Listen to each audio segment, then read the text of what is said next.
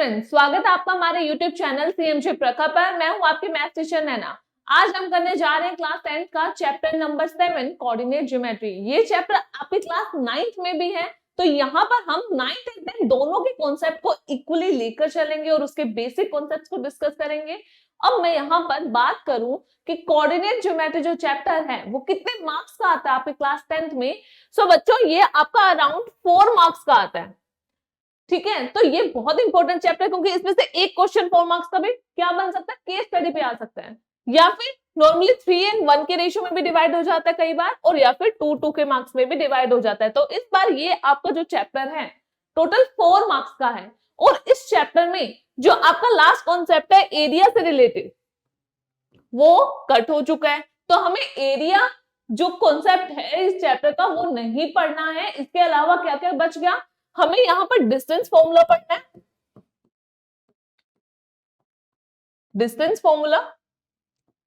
इसके अलावा हमारे पास रेशियोज से रिलेटेड जो क्वेश्चंस आएंगे, रेशियोज वाले जिसमें हम सेक्शन फॉर्मूला लगाएंगे,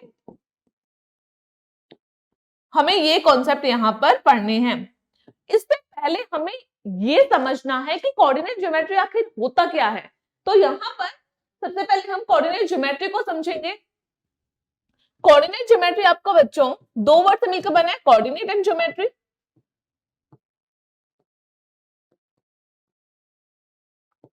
कोऑर्डिनेट क्या होते हैं, पॉइंट्स को आप कोऑर्डिनेट बोलते हैं।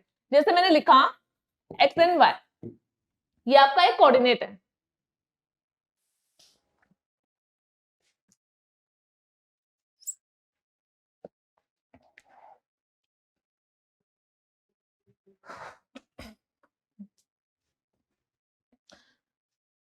सो बच्चों, कोऑर्डिनेट ज्योमेट्री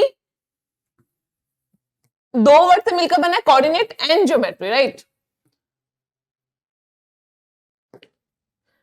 ज्योमेट्री आप किसे बोलते हैं, जब आप किसी भी कार्टेशियन प्लेन पर कोई फिगर्स को, पॉइंट्स को एनालाइज करते हैं। लाइक आप शेप्स पढ़ते हैं, स्क्वायर हो गया, रेक्टेंगल हो गया, ये सर्कल हो गया, इस टाइप की शेप्स को जब आप पढ़ते हैं तो वो ज्योमेट्री के अंडर आता है, जहां पे आप डिफरेंट पॉइंट्स लेंगे। जैसे यहाँ पर 4 पॉइंट्स हैं, इनको ज्वाइन कर दिया तो आपके पास स्क्वायर बन गया। तो इस तरह से आप ज्योमेट्री में ये चीज पढ़ते थे।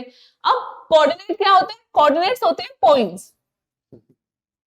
जब आप 2D फिगर्स की बात करते हैं तो आपके पास x, y इस टाइप में पॉइंट्स आएंगे, जिन्हें आप, जो आपका ग्राफ पेपर होता है जिसे आप कार्टेशियन प्लेन मानकर चलते हैं, वहां पर x एंड y की फॉर्म में आप पॉइंट्स लेते हैं जिन्हें कोऑर्डिनेट्स बोलते हैं। वहां हम इन पॉइंट्स की हेल्प से डिफरेंट शेप्स बनाएंगे। उनसे हो सकता है कि स्क्वायर बने, रेक्टेंगल बने, या फिर ओ रोम्बस, इस टाइप की शेप्स बने।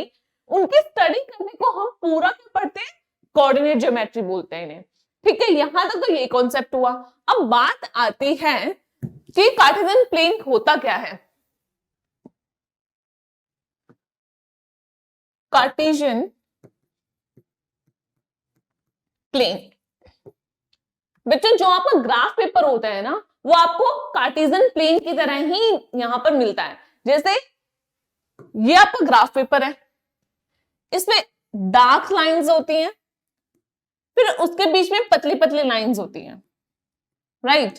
तो ये आपका पूरा आप कार्टेशियन प्लेन मानकर चलते हैं, और इन लाइंस में आप क्या करेंगे, 2 एक्सिस को ड्रॉ करते हैं। 2 एक्सिस कौन से होते हैं, X axis and Y axis, X axis and Y axis. ठीक है, तो यहां पर ये साइड एक्स एक्सिस की होती है जिसे आप हॉरिजॉन्टल लाइन से करते हैं, और जो वर्टिकल लाइन होती है वो आपकी वाई एक्सिस होती है। अब होता क्या है, ये जो पॉइंट होता है जहां पर दोनों परपेंडिकुलर इंटरसेक्ट कर रहे होते हैं, तो ये आपका होता है ओरिजिन। और ओरिजिन के कोऑर्डिनेट्स क्या होते हैं, 0,0। यहां पर एक्स एंड वाई दोनों की वैल्यू 0 हो जाती है। अब यहां पर जो ओरिजिन से राइट हैंड साइड होती है एक्स एक्सिस के, वहां पर हम पॉजिटिव वैल्यूज को रखते हैं, और जो लेफ्ट साइड होती है वहां पर हम नेगेटिव वैल्यूज को लिखते हैं। जैसे यहां पर इक्वली डिस्टेंस पर हम पॉइंट्स लेते हैं 1 2 3, ओके एंड सो ऑन। तो यहां पर ये -1 -2 -3 इस तरह से चलता है। सेम अगर मैं y एक्सिस की बात करूं तो यहां पर आपका होता है positive y axis, and so on. यहाँ पर नेगेटिव हो जाएगा -1 -2 -3 और इसी तरह से आप इसे आगे कंटिन्यू कर सकते हैं। अब यहाँ पर ये जो होता है उसमें तो आप x नॉर्मली डिनोट कर दोगे, बट जो नेगेटिव साइड होती है उसे आप x डैश से डिनोट करते हो। इसके बाद जो y होता है उसमें जो नेगेटिव साइड होती है उसे आप y डैश से डिनोट करते हो। ये होता है आपका कार्टेशियन प्लेन, जहां पर आप दो एक्सिस को लेते हैं, x axis and y axis. वहां पर इक्वल डिस्टेंस पर हम यूनिट्स को लेंगे, जैसे 1 2 3 4 इस तरह से हम नंबर लिखते हैं इक्वल डिस्टेंस पर, और इस तरह से आपका पूरा एक कार्टेशियन प्लेन बनता है। इसके बाद आप क्या करते हो, आप एक पॉइंट लेते हो, लेट्स से यहां पर मैंने लिया 3, x को ले लिया 3, y को ले लिया 2। अब मुझे क्या करना है, इन पॉइंट्स को इस कार्टेशियन प्लेन पर डिनोट करना है, लोकेट करना है। तो हम क्या करते थे, हमें x3 चाहिए। x3 कहां पर आ रहा है, ये रहा, तो ये आपका x3 है। y2 कहां है, यहां पर, तो ये आपका y2 हो गया। यहां पर y2 है और ये ओरिजिन से डिस्टेंस कितनी है, 3। हम क्या करते हैं, जब x एंड y पॉइंट्स को हम ले रहे होते हैं तो हम बेसिकली ओरिजिन से उस पॉइंट तक की डिस्टेंस को कवर कर रहे होते हैं। तो यहाँ पर जैसे मैंने x3 लिखा, दैट मींस मेरे को इन ओरिजिन यानी कि 0,0 से 3 तक मूव करना है। सेम जब मैं y2 की वैल्यू ले रही हूं तो y में हमें ओरिजिन से 2 तक की डिस्टेंस को कवर करना है। अब मैंने क्या किया, यहां से इसको आगे बढ़ा दिया, यहां से इसको कर दिया, तो यहां पर जो पॉइंट, ये दोनों जो लाइंस है वो इंटरसेक्ट कर रही है, वहां से जो पॉइंट मिल रहा है वो आपका हो जाता है x, y, यानी कि यहां पर x की वैल्यू थी 3, y की वैल्यू थी 2। तो इस तरह से आप पॉइंट्स को यहां लोकेट करते हैं। अभी इसको और हम अच्छे से पढ़ेंगे। ये आपका है कार्टेशियन प्लेन, उसमें हम x एंड y को लोकेट करते हैं। अब बच्चों यहां पर एक चीज ध्यान दो, अगर मैं इसे और क्लियरली बनाऊं,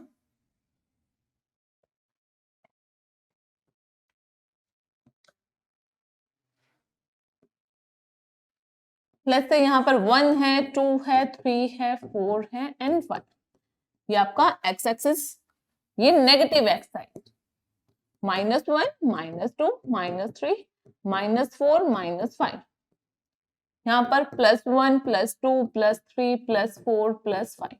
ये आपका पॉजिटिव y एंड यहाँ पर नेगेटिव हो जाएगा। ठीक है, अब मैंने एक पॉइंट लिया, लेट्स से हमारे पास कोऑर्डिनेट्स है 2 एंड 5। x क्या है 2, y क्या है 5। अब यहाँ पे ये भी चीज मैटर करती है, ऑर्डर बहुत जरूरी होता है, ये आपको हमेशा ध्यान रखना होता है। ऑर्डर क्या होता है, जब भी आप 2D फिगर्स में उनके पॉइंट्स लिख रहे हैं, कार्टेशियन प्लेन्स पे आप पॉइंट्स लिख रहे हैं, तो जो पहला पॉइंट होता है ये आपका हमेशा x होना चाहिए और जो सेकंड पॉइंट होता है वो हमेशा y होना चाहिए। यानी कि x की जो वैल्यू है आप उसे फर्स्ट पोजीशन पर रखेंगे, आप इसे ऐसे नहीं लिख सकते, आप y की वैल्यू को पहले नहीं लिख सकते, ये गलत हो जाएगा। अकॉर्डिंग टू द रूल हमें हमेशा इसी ऑर्डर को फॉलो करना होता है, x एंड y। तो जब भी हम कोऑर्डिनेट्स लिख रहे हैं किसी भी पॉइंट्स के, तो वहां पर हम सबसे पहले x वाली वैल्यू को रखते हैं, फिर कोमा लगाकर दूसरी वैल्यू को लिखते हैं। तो यहाँ पर जो 2 है, अंडरस्टूड है कि ये x है और ये y कोऑर्डिनेट है, दोनों कोऑर्डिनेट्स मिल गए। अब x की वैल्यू क्या है, 2 है, तो x की वैल्यू 2 होने का मतलब है इसकी ओरिजिन से यहाँ पे डिस्टेंस 2 तक हमें ट्रेवल करना है, यहां तक। फिर y की वैल्यू 5 है, ये रही y की वैल्यू 5, तो यहां से यहां तक ट्रेवल करना है। ठीक है, अब हमें ये पॉइंट इस प्लेन पर लोकेट करना है। कैसे करेंगे, f2 है तो हमने इसकी परपेंडिकुलर डिस्टेंस ली, और y5 है तो यहां पर इसके लिए डिस्टेंस। अब ये जो दोनों डिस्टेंस है जहां पर इंटरसेक्ट कर रही है वो पॉइंट क्या होगा, 2,5। ओके, यहां पर अब एक चीज ध्यान दो, ये जो 2 है ये बेसिकली क्या है, ये आपका y एक्सिस था, इससे परपेंडिकुलर डिस्टेंस थी 2, यानी कि ये आपकी वैल्यू 2 है, एक रेक्टेंगल बन रहा है, और यहां पर ये डिस्टेंस 5 थी तो ये भी 5 हो गई। सो बेसिकली यहां पर आप ध्यान दें तो x2 जो है वो क्या है, डिस्टेंस फ्रॉम वाई एक्सिस, यानी कि जब हम ये कोऑर्डिनेट लिख रहे होते हैं एक्स एंड वाई, तो यहां पर एक्स क्या डिनोट करता है? Perpendicular distance of a point from Y axis. जब हम एक्स कोऑर्डिनेट की बात करते हैं तो वो हमें बेसिकली क्या बताता है? उस पॉइंट की वाई एक्सिस से दूरी। कैसे? यहां पर x2 था, तो ये जो 2 है ये क्या है? यहां से यहां तक की डिस्टेंस है, और ये क्या था? वाई एक्सिस तो था, वाई एक्सिस से हमने 2 यूनिट्स तक की डिस्टेंस को कवर किया। तो इसलिए जब एक्स कोऑर्डिनेट की बात आती है तो हम बोलते हैं कि ये परपेंडिकुलर डिस्टेंस है from Y axis. Same y के लिए हम क्या लिख देंगे? Perpendicular distance of a point from x axis. यहां पर जो 5 ये था, ये बेसिकली आपका इस एक्सिस x एक्सिस से ही डिस्टेंस ले रहा था। तो यहां पर x होता है वो y एक्सिस से डिस्टेंस को हम डिनोट करते हैं, एंड जो y कोऑर्डिनेट होता है वो basically perpendicular distance of a point from x coordinate या फिर x एक्सिस से आपको बता रहा होता है। तो ये आपका कार्टेशियन प्लेन है। पॉइंट्स हमारे डिस्कस हो चुके हैं। अब बात करते हैं दो इंपॉर्टेंट टर्म्स की। First is abscissa and second is ordinate. ये बहुत बार आपको यहाँ आपके एग्जाम्स में, क्वेश्चंस में बहुत बार ये टर्म देखने को मिलेगी। अबसिसा क्या होता है? बेसिकली जो आपका एक्स कोऑर्डिनेट की वैल्यू होती है या फिर एक्स कोऑर्डिनेट होता है उसे आप अबसिसा बोलते हैं, एंड वाई कोऑर्डिनेट को आप ऑर्डिनेट बोलते हैं। तो हो सकते हैं आपको डायरेक्टली एक्स एंड वाई ना बोलकर वहां पे अबसिसा की value they they and ordinate की वैल्यू दे दे। तो आपको ये टर्म्स भी अच्छे से समझ आनी चाहिए कि अबसिसा क्या होता है, ऑर्डिनेट हम किसे बोलते हैं, इन्हें आपको अच्छे से नॉलेज होनी चाहिए। अब बात करते हैं कि हमारे चैप्टर कोऑर्डिनेट ज्योमेट्री में क्या क्या हम पढ़ेंगे। तो यहां पर सबसे पहले हम पढ़ेंगे डिस्टेंस फॉर्मूला। बहुत इंपॉर्टेंट टॉपिक है और बहुत इजी सा टॉपिक है, डिस्टेंस फॉर्मूला।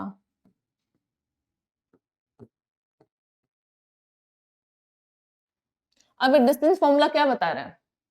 डिस्टेंस फॉर्मूला में हम क्या करते हैं? हम किन्हीं दो पॉइंट्स के बीच के डिस्टेंस को निकालते हैं। लेट्स से ये आपका पॉइंट ए है एंड पॉइंट बी है, x1, y1 है ये, एंड x2, y2।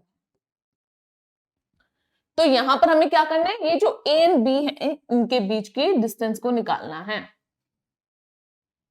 तो कैसे निकालेंगे? इसके बेसिकली दो मेथड होते हैं। एक होता है फॉर्मूला बेस्ड, हम डायरेक्टली एक फॉर्मूला है उसको यूज करके इन दोनों के बीच के डिस्टेंस को निकाल सकते हैं, या फिर सेकंड होता है पाइथागोरस को यूज करके। पाइथागोरस, जो कि आप बहुत पहले से अपने प्रीवियस क्लासेस में लगातार आप पढ़ते आ रहे हैं, पाइथागोरस थ्योरम। इसको आप इस थ्योरम से तो आप यूज टू हैं, ये आप बहुत इजीली समझ पाएंगे। और फॉर्मूला है वो बहुत इजी कर देगा हमारे दो पॉइंट्स के बीच के डिस्टेंस को निकालने के लिए। ठीक है, तो यहां पर सबसे पहले हम क्या करते हैं? फॉर्मूला देखते हैं। फॉर्मूला क्या होता है? अगर आपको दो पॉइंट्स दिए हैं और उन दोनों के पॉइंट्स के बीच की डिस्टेंस को निकालना है, तो आप क्या करेंगे? x2 माइनस x1 का whole square plus y2 minus y1 का होल स्क्वायर, ये ले लेंगे। या फिर हम इसे लिख सकते हैं और x1 माइनस x2 का whole square plus y1 minus y2 का होल स्क्वायर। ऐसा क्यों हो रहा है कि हम इन दोनों में कोई डिफरेंस नहीं ले रहे बच्चा? इसलिए क्योंकि यहां पर क्या है? स्क्वायर है, होल स्क्वायर है। चाहे मैं x2 माइनस x1 लूं या फिर x1 माइनस x2 लूं, कोई इफेक्ट नहीं पड़ेगा, क्योंकि एट द एंड ये जो स्क्वायर है वो वैल्यू को पॉजिटिव ही बनाएगा। यानी कि अगर मैं यहां से ये आना चाहती हूं इस फॉर्मूले में, तो कैसे आऊंगी? लेट्स से मैंने पहले वाला जो ब्रैकेट है वहां से माइनस को कॉमन ले लिया, तो ये क्या बन गया? माइनस, फिर 1 माइनस x2, क्योंकि मैंने क्या किया? माइनस को कॉमन लिया, तो ये जो माइनस था ये बाहर आ गया, तो x1 बन गया पॉजिटिव और x2 बन गया नेगेटिव, और इसका स्क्वायर था। सेम माइनस लिया सेकेंड वाले से कॉमन, तो ये बन गया y minus y1 minus y2 का होल स्क्वायर। अब क्या चल रहा है यहाँ पर, ये जो माइनस है ये होल स्क्वायर के अंदर है तो ये पॉजिटिव बन जाएगी वैल्यू, तो यहां पर हो जाएगा x1 माइनस x2 का whole square plus y1 minus y2 का होल स्क्वायर। तो कोई डिफरेंस नहीं, क्योंकि जब आप माइनस को कॉमन ले रहे हैं तो वो स्क्वायर के कारण हमें पॉजिटिव वैल्यू ही देगा।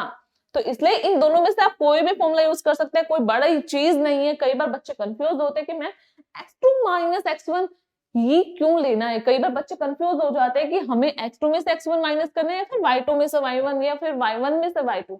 बच्चा आप सिंपल याद रखो, अगर आपको ये फॉर्मूला याद हो रहा है तो कोई दिक्कत नहीं है, ये भी याद कर सकते हो। x1 माइनस x2 का whole square, y2 minus y1 का होल स्क्वायर, इसमें कोई भी डिफरेंस नहीं है। अब बात करते हैं हमारे पाइथागोरस थ्योरम की। इसको समझ लिया तो बहुत इजी हो जाएगा आपके लिए ये chapter.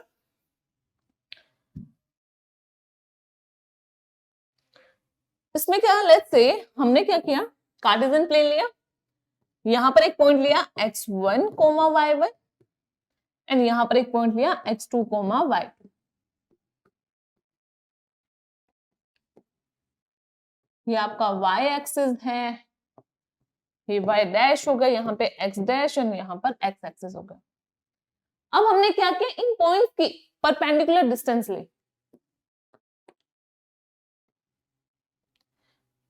Perpendicular distance from x axis. Okay, तो यहां पर जब मैं x एक्सिस से डिस्टेंस ले रही हूं तो ये हमारे को क्या दिखा रहा है, y1। मतलब y1 हमारा इतना है, यहां पर कहीं y1 होगा। ओके, x1 यहां पर होगा हमारा, क्योंकि हम जब x एक्सिस पे चल रहे हैं तो ये डिस्टेंस हमारी x1 आ रही है, राइट। तो यहां पर ये y1 है, ये x1 है। अब इस पॉइंट की परपेंडिकुलर डिस्टेंस ले, तो ये हमारे जो पूरे डिस्टेंस है ये क्या है, y2, perpendicular distance from x axis, तो ये हमारे y कोऑर्डिनेट को डिनोट करती है। अब यहां से यहां तक के डिस्टेंस को तो हमने क्या लिया था, x1, और ओरिजिन से यहां तक की डिस्टेंस x2 हो गई आपकी, राइट। अब हमने क्या किया, इन पॉइंट्स को कर दिया ज्वाइन। हमें क्या करना है, लेट्स से ये आपके पॉइंट A है और ये पॉइंट B है, हमें A एंड B के बीच की डिस्टेंस को ही निकालना है एट द एंड, राइट।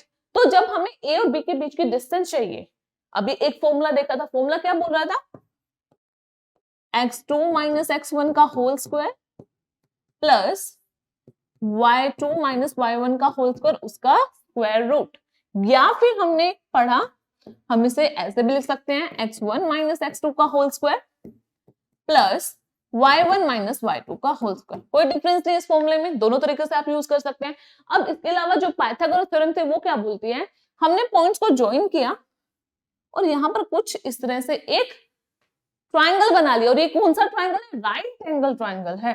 यहाँ पर 90 डिग्री का एंगल बनेगा, क्योंकि हम क्या कर रहे हैं, परपेंडिकुलर डिस्टेंस ले रहे हैं, परपेंडिकुलर डिस्टेंस ले रहे हैं, और इस लाइन के, ये जो लाइन दिख रही है इसके पैरेलल में ये लाइन ड्रॉ कर दी, तो ये आपका एंगल 90 डिग्री ही बनेगा।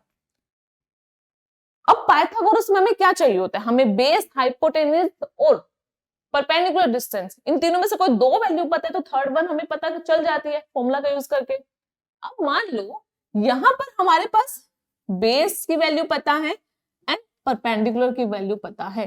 अब आप पूछोगे मैम कैसे, यहाँ पे तो हमें नहीं दिख रही है वैल्यू। तो बच्चों ध्यान दो, मुझे ये डिस्टेंस चाहिए, राइट। ये डिस्टेंस पता चल गई तो मेरे पास ये दोनों क्या है, ये पूरा क्या बन रही है शेप, रेक्टेंगल है। ऑपोजिट साइड्स इक्वल होंगी, ऑपोजिट साइड्स इक्वल होंगी, दैट मीन जितनी ये साइड होगी मेरी उतनी ही सामने वाली साइड हो जाएगी। तो मुझे इस ट्राइंगल का, यहां पर सी लिख देते हैं, तो ट्राइंगल ABC में हमें AC मिल जाएगा, AC इज बेस, बेस की वैल्यू किसके इक्वल हो जाएगी, यहां पर, यहां इस डिस्टेंस के इक्वल हो जाएगी, इतने डिस्टेंस के। तो ये डिस्टेंस कैसे आएगी, देखो ये पूरे डिस्टेंस x2 है, x2 में से मैं इतने डिस्टेंस को माइनस कर देती हूँ, x2 में से मैं इतने डिस्टेंस को माइनस कर दूंगी तो मेरे पास इतनी डिस्टेंस बच जाएगी। तो यहां पर हो जाएगा x2 माइनस x1, पूरी x2 में से मैंने इतनी डिस्टेंस को हटा दिया तो ये बन गया x2 माइनस x1। तो बेस की वैल्यू क्या आ रही है यहां पर, x2 माइनस x1, राइट। अब से हमें चाहिए परपेंडिकुलर डिस्टेंस, तो यहां पर वो वैल्यू कैसे आएगी, ये पूरी वैल्यू है y2, क्या मैं इतनी वैल्यू को y1 लिख सकती हूँ, एक रेक्टेंगल बन रहा है तो रेक्टेंगल में जितनी ये वैल्यू है उतनी उसकी अपोजिट साइड की वैल्यू होगी, तो ये y1 है तो ये भी y1 हो गया। अब हमें चाहिए सिर्फ इतनी डिस्टेंस, तो पूरे y2 में से हमने y1 को माइनस कर दिया, तो ये बन गई perpendicular distance y2 minus y1, right. तो अब हमारे पास जो BC आ गया वो आ गया y2 माइनस y1, बेस पता है, परपेंडिकुलर डिस्टेंस पता है, तो यहां से हमें अब AB, फाइनली हमें इन दोनों पॉइंट्स के बीच की डिस्टेंस को निकालना था, जो कि आपका यहाँ पर हाइपोटेनस बन रहा है। तो AB क्या हो जाएगा, AB हो जाएगा किसके स्क्वायर के इक्वल होगा, AC square plus BC square. AC की क्या वैल्यू निकाली हमने, x2 माइनस x1 का होल स्क्वायर, AC की वैल्यू थी x2 माइनस x1 और AC का स्क्वायर था तो x2 माइनस x1 का भी स्क्वायर हो गया, same plus y2 minus y1 का होल स्क्वायर। तो क्या इन दोनों फॉर्मूले में कोई डिफरेंस दिख रहा है, फॉर्मूला तो सेम ही आ रहा है। एक बार हमने पाइथागोरस से यहाँ पर प्रूफ कर दिया कि फॉर्मूला कैसे बन रहा है, तो अब आप क्या कर सकते हैं, डायरेक्ट फॉर्मूला भी यूज कर सकते हैं या फिर आप पाइथागोरस थ्योरम यहाँ पर लगाकर उससे भी क्वेश्चन को सोल्व कर सकते हैं। ओके, यहां तक आई होप आपको समझ आ गया। अब यहां पर एक और कॉन्सेप्ट आता है, कॉन्सेप्ट क्या बोलता है कि अगर आपको कोई पॉइंट है, पॉइंट गिवन है और उसकी ओरिजिन से डिस्टेंस निकालनी है, लेट्स से आपके पास कोई पॉइंट यहां पर गिवन है x1, y1, ओके, और इस पॉइंट की आपको ओरिजिन यहां पर होता है 0,0, इसे आप कैपिटल O से डिनोट करते हैं, और लेट्स से ये आपका पॉइंट है A, ये आपका x एक्सिस है, ये y एक्सिस है, यहाँ पर x डैश हो जाएगा, यहाँ पर y डैश।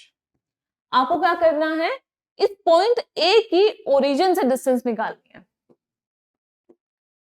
ओरिजिन से इस पॉइंट की डिस्टेंस OA निकालना है, OA कितना होगा। तो कैसे करोगे, इसके भी दो तरीके हैं, या तो आप फॉर्मूला यूज कर लो। फॉर्मूले में हम क्या करते थे, दोनों पॉइंट्स के कोऑर्डिनेट्स की हेल्प से हम यहाँ पर फॉर्मूला लिखते थे। तो यहाँ पर क्या है x1 और यहाँ पर है 0, मान लो ये आपका x2 है और ये आपका y2 है, तो x2 की वैल्यू है 0, तो दैट मीन्स x1 माइनस 0 का whole square plus y1 minus 0 का होल स्क्वायर, तो ये क्या बन जाएगा, x1 का होल स्क्वायर प्लस y1 का होल स्क्वायर। इसके अलावा अगर मैं पाइथागोरस थ्योरम यहाँ पर यूज करना चाहूं, तो मैंने अगेन परपेंडिकुलर डिस्टेंस ली, तो यहाँ पर 90 डिग्री एंगल बना, लेट्स से आपका पॉइंट है B, ओके।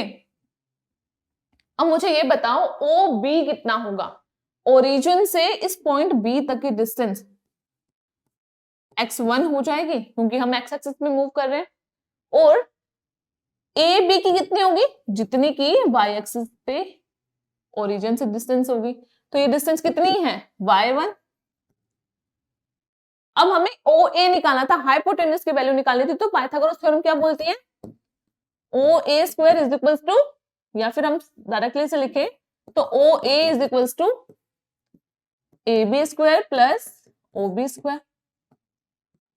AB स्क्वायर कितना है आपका, AB स्क्वायर है y1 का स्क्वायर प्लस OB है x1 का स्क्वायर, तो ये ऐसे भी लिख सकते हैं x1 square plus y1 square. तो क्या इन दोनों फॉर्मूले में कोई डिफरेंस दिख रहा है, अगर आप फॉर्मूला यूज करना चाहते हो तो यही आपकी वैल्यू आएगी, या फिर आप पाइथागोरस भी लगा रहे हैं तो यही वैल्यू आएगी एट द एंड, कोई डिफरेंस नहीं है यहाँ पर। तो आई होप आपको यहाँ तक जो बेसिक कॉन्सेप्ट है, फॉर्मूला कैसे बना है, किस तरह से हम इसको यूज करके या तो पाइथागोरस या फिर डायरेक्ट फॉर्मूला का यूज करके हम वैल्यूज को, डिस्टेंस को निकाल सकते हैं। अब बात करते हैं कुछ एग्जाम्पल्स की, अब इस पे बेस कुछ एग्जाम्पल्स देखते हैं हम, एग्जाम्पल से आप और अच्छे तरीके से समझ पाएंगे। कुछ वैल्यूज लेते हैं, कोई दो पॉइंट्स लेते हैं, लेट्स से मैंने लिया 7,30 एंड सेकंड पॉइंट ले लेते हैं हम 10,9, ठीक है, दो पॉइंट्स ले लिए। अब आपको क्या करना है, इन दोनों पॉइंट्स के बीच की डिस्टेंस निकालनी है। ये आपका लेट्स से ए पॉइंट है, ये बी पॉइंट है, तो आपको ए बी निकालना है, ए बी के बीच की डिस्टेंस को यहाँ कैलकुलेट करना है। तो सबसे पहले हम क्या करेंगे, कार्टेशियन प्लेन में इन पॉइंट्स को ड्रॉ कर लेंगे। सो लेट्स से यहाँ पर आपका 1 है, यहाँ पर 2 है, तो आगे जाकर यहाँ पर कहीं 7 आ रहा है आपका, और फिर इसके आगे कहीं जाकर आपका 10 भी आ जाएगा, 7 8 9 फिर 10 आ जाएगा। ये एक्स एक्सिस होगा। सेम आप यहाँ पर नेगेटिव साइड में भी इन पॉइंट्स को ड्रॉ कर लेंगे, यहाँ पर y डैश और यहाँ पर y आ जाएगा। अब y में हमने क्या किया, लेट्स से यहाँ पर आपका 1 से स्टार्ट होकर कहीं बीच में आपका पॉइंट 9 आ रहा है, फिर आगे जाके 13 आ रहा है। मैंने पॉइंट्स बीच पूरी तरीके से लिखे हैं, आप पूरी तरीके से लिख सकते हैं। 1 2 3 4 5 6 7 8 9 10 11 12 13 14 till 15 तक आप लिख सकते हैं। मैं यहाँ पर पेज की दिक्कत के कारण यहाँ पर सिर्फ शॉर्टकट में लिख रही हूँ, बीच के पॉइंट्स को यहाँ लिख नहीं रही हूँ, पर आपको लिखना भी है। अब पहले हम देखते हैं पॉइंट ए को। पॉइंट ए में एक्स कोऑर्डिनेट क्या है, 7। तो आप कैसे देखते हैं, ये आपका 7 है, तो यहाँ पर कहीं ऊपर परपेंडिकुलर डिस्टेंस ली, फिर 13, y 13 है तो y 13 ये है। ये दोनों पॉइंट्स और ये दोनों लाइंस कहाँ इंटरसेक्ट कर रही हैं, इस पॉइंट पे। तो ये जो पॉइंट है ये आपका a है। इन परपेंडिकुलर डिस्टेंस को हम यहाँ से हटा देते हैं, कंफ्यूजन क्रिएट करेगा। पॉइंट a हो गया, a क्या है 7 13। फिर पॉइंट b है 10 9, x इज 10 ये रहा, और y इज 9, 10 and 9, तो ये पॉइंट हो जाएगा 10, 9 और ये पॉइंट b है आपका। अब आपको a एंड b के बीच के डिस्टेंस को निकालना है, तो मैंने क्या किया, इन दोनों को ज्वाइन कर दिया, a एंड b को। अब हमें इन दोनों के बीच की डिस्टेंस निकालनी है, या तो आप फॉर्मूला यूज कर सकते हैं, फॉर्मूले से पहले करके देखते हैं। ए बी क्या हो जाएगा, x1 माइनस x2 का whole square plus y1 minus y2 का होल स्क्वायर। अब मैं क्या करूंगी, आपको जो इस फॉर्मूले के दोनों तरीके बताए थे ना, दोनों से आपको आंसर निकाल कर दिखाऊंगी कि यहाँ पर आंसर सेम ही आएगा, चाहे आप x2 माइनस x1 लो या फिर x1 माइनस x2 लो। सबसे पहले मैंने x1 माइनस x2 लिया, ठीक है। अब यहाँ पर x1, लेट्स से ये आपका x1 है, ये सॉरी यहाँ पर ये y1 है, ये आपका पॉइंट है x2, ये y2, ठीक है। तो यहाँ पे x1 वैल्यू है 7 माइनस x2 की वैल्यू है 10, फिर y1 की वैल्यू है 13 माइनस y2 की वैल्यू है 9।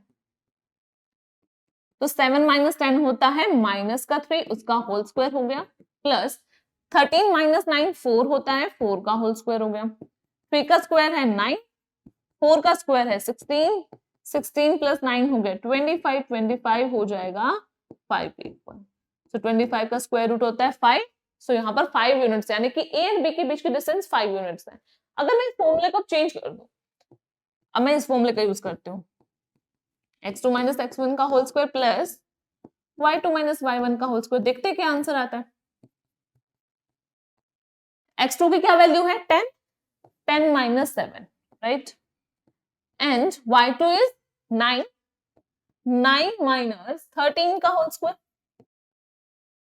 तो 10 माइनस 7 होता है 3, 3 का होल स्क्वायर प्लस 9 माइनस 13 4 होता है, तो माइनस 4 का होल स्क्वायर।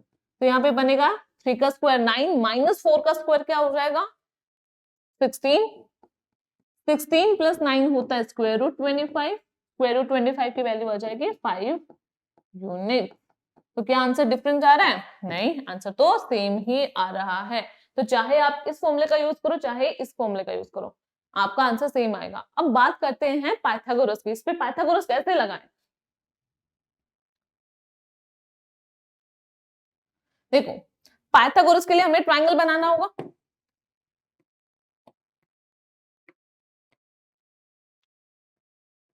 तो यहां पर आपका ट्रायंगल बन गए, और यहां से इसकी परपेंडिकुलर डिस्टेंस यहां तक ले ली, तो ये आपका पॉइंट लेस से सी है। अब हमें क्या वैल्यू चाहिए, हमें बी से यानी कि इस ट्राइंगल की बेस की वैल्यू चाहिए और उसके हाइट की वैल्यू चाहिए। अब मैंने क्या बताया था कि आपको बीसी कैसे मिलेगा, यहां से यहां तक डिस्टेंस माइनस यहां तक डिस्टेंस, तो आपको इतनी डिस्टेंस मिल जाएगी। तो यहां पर यहां ओरिजिन से यहां तक की डिस्टेंस है 10, सो यहां पर 10 माइनस 7, यहां तक डिस्टेंस को हटा देंगे तो 10 माइनस 7, 10 माइनस 7 हो जाएगा 3, तो ये हो जाएगा 3 यूनिट्स। फिर हमें चाहिए ए से की डिस्टेंस, वो कैसे आएगी, इस ए तक की डिस्टेंस कितनी है, इसकी परपेंडिकुलर डिस्टेंस कितनी है 13, तो यहां तक की वैल्यू तो है 13 यूनिट्स। फिर बी, पॉइंट बी की एक्स एक्सिस से डिस्टेंस कितनी है 9 यूनिट। अब हमें ए से चाहिए, पूरे 13 में से अगर मैं इतने को माइनस कर दूं, क्योंकि ये वैल्यू भी कितनी आ रही है 9 ही तो आ रही है, तो जब मैं 13 में से 9 माइनस करूंगी तो मेरे पास कितनी वैल्यू आ जाएगी -4, तो यहां से यहां तक की डिस्टेंस है -4 यूनिट्स। तो अब हमारे पास बेस है 3 और ये जो डिस्टेंस है वो -4 आ रही है, तो यहां पर आ जाएगा 3 का स्क्वायर प्लस -4 का स्क्वायर, तो ये किसकी डिस्टेंस आ जाएगी ए बी की। पाइथागोरस का यूज करके हमने ये वैल्यू निकाली 9 + 16, this is equal to square root 25, this is equal to 5 units. तो आंसर अगेन आपका सेम आ रहा है, 5 यूनिट्स आ रहा है, कोई डिफरेंस नहीं है, चाहे आप फॉर्मूले का यूज करो या फिर पाइथागोरस से आप इसे समझ कर सोल्व करो, तो डिस्टेंस हमेशा सेम आएगी। अब एक और एग्जांपल लेते हैं जहां पर हम ओरिजिन से किसी पॉइंट के बीच की डिस्टेंस को निकालेंगे।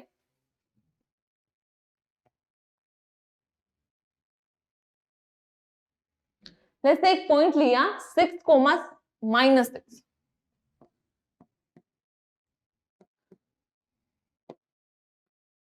6, इसकी आपको डिस्टेंस निकालनी है ओरिजिन से। ओरिजिन तो 0, 0 होगा, तो ग्राफ बनाया, यहां पर ये 0, 0 है, जैसे यहां पर आपका एक्स एक्सिस आ रहा है, यहां पर कहीं 6 है, यहां पर वाई एक्सिस लिया, यहां पर negative side of Y axis, यहां पर पॉजिटिव साइड, सॉरी यहां पर भी नेगेटिव होगा। अब हमारे पास पॉइंट है एक्स इज 6, वाई इज -6, तो एक्स 6 ये रहा, वाई माइनस में यहां कहीं होगा, तो ये पॉइंट कहां होगा, इन दोनों को अगर हम ज्वाइन करें तो यहां पर ये पॉइंट बन रहा है, तो इसके डॉटेड लाइन को हम यहां से हटा दें, तो यहां पर आएगा 6, -6। अब आपको इस पॉइंट की कहां से डिस्टेंस निकालनी है, ओरिजिन से। ओरिजिन क्या है, ये रहा 0, 0, ओ से लिख लेते हैं, इसको ए लिख देते हैं, तो अब आपको यहां पर ये डिस्टेंस निकालनी है। अगेन पाइथागोरस का यूज कर सकते हैं, मैंने क्या किया, इस पॉइंट की एक्स एक्सिस से परपेंडिकुलर डिस्टेंस ली, तो यहां पर ये डिस्टेंस आप पता कर सकते हैं। लेट्स से ये पॉइंट आपका है बी, ए बी कैसे पता चलेगा, पॉइंट की एक्स एक्सिस से परपेंडिकुलर डिस्टेंस यानी कि y कोऑर्डिनेट, y कोऑर्डिनेट कितना है -6, तो ये हो जाएगा -6। बेस कितना होगा, बेस यहां से यहां तक की डिस्टेंस कितनी है 6 यूनिट्स, तो यहां पर पाइथागोरस से हमें OA यानी कि हाइपोटेनस निकालना है, बेस एंड हाइट हमें पता है, तो OA किसके इक्वल हो जाएगा, OA is equal to AB का होल स्क्वायर प्लस OB का होल स्क्वायर। AB कितना है आपका, यहाँ पर AB इज -6, उसका होल स्क्वायर एंड OB है 6 का स्क्वायर होगा, तो यहाँ पर मैंने कहा 36 + 36, तो यहाँ पर आप ऐसे भी कर सकते हैं, 36 को कॉमन लिया तो ये बच्चा ब्रैकेट में 1 + 1, अब ये बन जाएगा 36 × 2। अब आपने ये चीज पढ़ी है square root of A B, इसको हम ब्रेक करके लिखते हैं square root of A and square root of B, ऐसे लिख सकते हैं, तो मैंने यहां पर यही किया 36 का स्क्वायर रूट एंड 2 का स्क्वायर रूट, इतना यूनिट हमारा आंसर आएगा। अब रूट 36 को तो हम सोल्व कर सकते हैं, 6 होता है, स्क्वायर रूट 2 को आगे हम सोल्व नहीं कर सकते, तो यहाँ पर वैल्यू आ रही है 6 √2 यूनिट्स। अगर मैं फॉर्मूले की बात करूं तो फॉर्मूले भी इससे कुछ अलग नहीं है। फॉर्मूले में हम क्या करते हैं, लेट्स से ये आपका पॉइंट है x1, y1, तो हम डायरेक्टली क्या करते हैं, फॉर्मूले की हेल्प से क्या करते हैं, x1 का स्क्वायर प्लस y1 का स्क्वायर, दैट्स इट, इतना ही करते हैं। तो यहाँ पर OA कितना हो जाएगा, x1 का स्क्वायर प्लस y1 का स्क्वायर। x1 की वैल्यू है, x1 की वैल्यू 6 स्क्वायर, y1 की वैल्यू -6 का स्क्वायर, तो ये बन जाएगा 36 प्लस 36। अगेन हम वही कॉन्सेप्ट यूज करेंगे, 36 कॉमन लिया तो यहाँ पर 1 प्लस 1 बच गया, तो ये बना √36√2, this is equal to 6 square root of 2 units. So इस तरह से हमने डिस्टेंस फॉर्मूले की हेल्प से दो पॉइंट्स के बीच की डिस्टेंस को यहाँ पर कैलकुलेट किया। पाइथागोरस यूज कर सकते हैं, डिस्टेंस फॉर्मूला यूज कर सकते हैं, आंसर हमेशा सेम होगा। इन केस आपका अगर कैलकुलेशन गलत है तो आंसर डिफरेंट हो सकता है। तो आई होप आपको इस क्लास में जो डिस्टेंस फॉर्मूला है उसके बेसिक कॉन्सेप्ट अच्छे समझ आए हैं, जो कोऑर्डिनेट ज्योमेट्री उसके बेसिक कॉन्सेप्ट्स को आपने अच्छे से सीखा है। अगर स्टिल आपको कोई डाउट है तो हमें कमेंट सेक्शन में जरूर बताइए।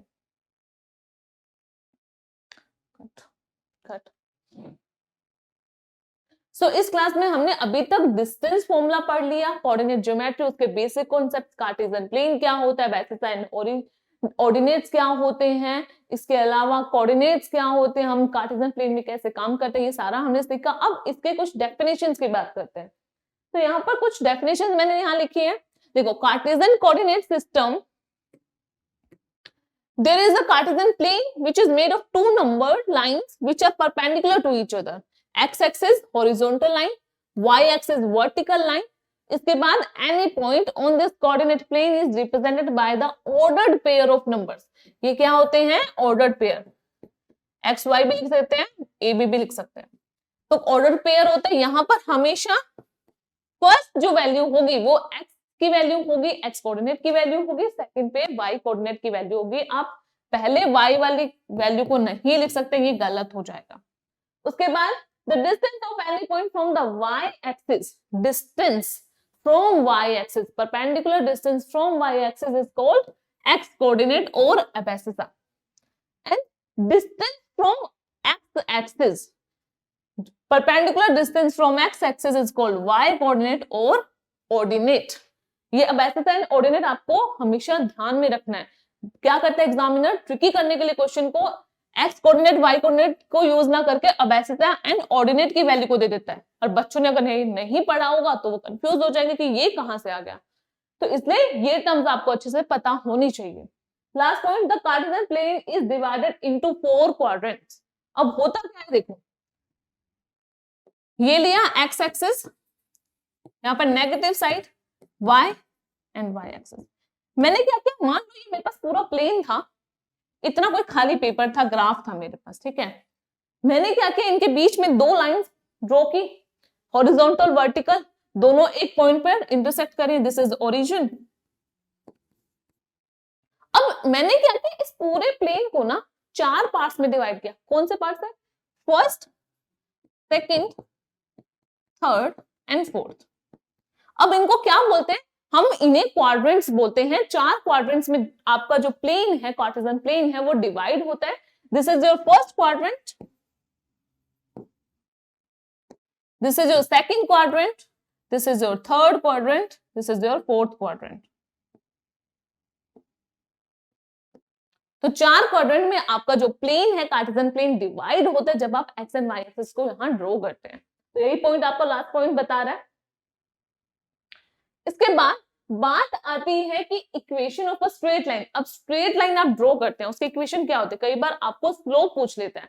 देखो, अभी हमने क्या किया था, ए एंड बी के बीच के डिस्टेंस को निकाला था। अब कई बार क्या होगा कि आपको पता होना चाहिए, ये जो डिस्टेंस आ रही है ना, इसे आप क्या बोलते हैं, स्लोप भी बोलते हैं। स्लोप को हम एम से डिनोट करते हैं, स्मॉल एम से। तो ये जो ए बी है, ये आपका स्लोप भी होता है। और इक्वेशन क्या होती है, इस लाइन की इक्वेशन होती है y is equal to m x plus b, m x plus b. तो यहां पर m क्या होता है, स्लोप, y कोऑर्डिनेट को डिनोट कर देता है, यहां पर x एक्सिस में x कोऑर्डिनेट को x से डिनोट करते हैं, प्लस b हो जाता है। तो यहां पर ये कॉन्सेप्ट बस पता होना चाहिए कि जब हमें स्लोप की बात की जा रही है तो हमें m निकालना है। m आपका होता है change in y axis. y axis में यहां से यहां तक की डिस्टेंस, फिर आपने नेक्स्ट पॉइंट में यहां तक की डिस्टेंस ली तो कितना चेंज हुआ, यहां से आप यहां पहुंच गए तो कितना चेंज हुआ। तो ये जो होता है, जो हम पाइथागोरस थ्योरम का यूज करके हम निकाल रहे थे बार बार, ये आपका चेंज इन y एक्सिस बताता है। और जो यहां तक की डिस्टेंस होती है, आप यहां से यहां तक के डिस्टेंस को माइनस करेंगे तो ये वैल्यू आ रही है, ये आपकी चेंज इन x एक्सिस को डिनोट करती है। तो आई होप आपको ये इक्वेशन समझ आ गई है। आपको क्या करना है, अगर m पता है तो आप यहां से इसकी वैल्यू को पुट करके एक इक्वेशन बना सकते हैं उस लाइन की, इस लाइन की इक्वेशन भी बना सकते हैं। पर मेनली हमारा फोकस यहाँ पर किस पे रहेगा, डिस्टेंस फॉर्मूला पे। डिस्टेंस फॉर्मूला हमारे पास यही था, x2 माइनस x1 का whole square plus y2 minus y1 का होल स्क्वायर का स्क्वायर रूट। इसको हम ऐसे भी लिखते थे, x1 माइनस x2 का whole square plus y1 minus y2 का होल स्क्वायर। इसके अलावा मैंने पाइथागोरस से भी आपको सिखा दिया है, सो आप कोई भी मेथड यूज करके डिस्टेंस निकाल सकते हैं। इसके बाद हमने ओरिजिन से डिस्टेंस भी देखी, x square plus y square. अब जो पॉइंट गिवन है, मान लो आपको 2 और 3 गिवन है, इसके आपको ओरिजिन से डिस्टेंस निकालनी है 0,0 से। तो आप नॉर्मली क्या करेंगे, 2 का स्क्वायर प्लस 3 का स्क्वायर। 2 का स्क्वायर होता है 4, 3 का स्क्वायर होता है 9, तो ये हो जाएगा √13 यूनिट्स। सो इस तरह से आप इजीली सोल्व कर सकते हैं, ओरिजिन से डिस्टेंस निकाल सकते हैं किसी भी पॉइंट की।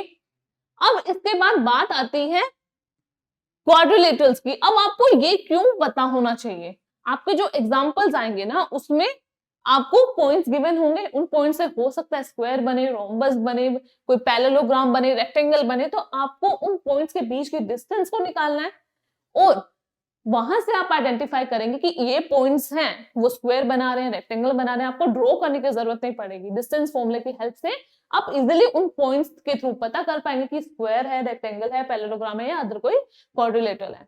तो इसके लिए हमने ये चार्ट बनाया आपके लिए। ओके, तो यहां पर पहला पॉइंट क्या बोल रहा है, जो स्क्वायर होता है, स्क्वायर में क्या होगा, स्क्वायर में हमें पता है जो चारों साइड्स हैं वो इक्वल होती हैं, ये चारों साइड्स इक्वल होती हैं, और जो डायगोनल्स होते हैं वो भी इक्वल होते हैं लेंथ में। So 4 sides are equal and the diagonals are also equal. So हमें क्या करना है, जब भी पॉइंट्स गिवन होंगे तो हमें चारों साइड्स के डिस्टेंस फॉर्मूले की हेल्प से वैल्यू निकालनी है, यानी कि इन चारों साइड्स की वैल्यू आ जाएगी, फिर डायगोनल्स की वैल्यू निकालेंगे। और अगर ये सारी वैल्यूज इक्वल आ रही हैं, डायगोनल्स अपने आप में इक्वल हैं और देन 4 साइड्स इक्वल हैं, तो हम बोल देंगे कि वो जो 4 पॉइंट्स हैं वो स्क्वायर बना रहे हैं आपके। फिर बात आती है रेक्टेंगल की। रेक्टेंगल में opposite sides are equal. Rectangle में क्या होता है, ऑपोजिट साइड्स इक्वल होती हैं। इसके अलावा यहां पे भी डायगोनल्स इक्वल होते हैं, यानी कि स्क्वायर एंड रेक्टेंगल में बेसिक प्रॉपर्टी तो आपको पता ही है, स्क्वायर में सारी साइड्स इक्वल होती हैं एंड डायगोनल्स इक्वल होते हैं। रेक्टेंगल में ऑपोजिट साइड्स इक्वल होती हैं एंड डायगोनल्स इक्वल होते हैं। अब बात करते हैं रोम्बस की। रोम्बस में सिर्फ इतना ही कॉन्सेप्ट होता है कि आपकी चारों साइड्स इक्वल होंगी, डायगोनल से कुछ लेना देना नहीं है। आप रोम्बस में क्या करेंगे, चारों साइड्स को इक्वल कर देंगे। फिर रोम्बस बट नॉट स्क्वायर, इसमें क्या होगा, 4 साइड्स तो इक्वल हैं बट डायगोनल्स इक्वल नहीं होंगे। अगर डायगोनल इक्वल होंगे तो वो आपका स्क्वायर में बन जाएगा। चारों साइड्स इक्वल हैं बट डायगोनल्स इक्वल नहीं है तो आप बोलोगे रोम्बस है बट नॉट अ स्क्वायर। फिर parallelogram, opposite sides are equal, उन्हें आप पैरेललोग्राम बोलते हैं। Parallelogram but not a rectangle, opposite sides are equal but diagonals are not equal. जब डायगोनल्स इक्वल नहीं है तो वो पैरेललोग्राम तो होगा but not a rectangle, rectangle नहीं होगा। इसके बाद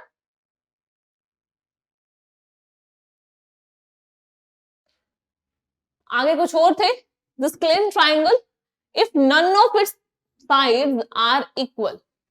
कोई भी साइड अगर इक्वल नहीं है तो आप इसे दिस क्लीन ट्राइंगल बोलते हैं।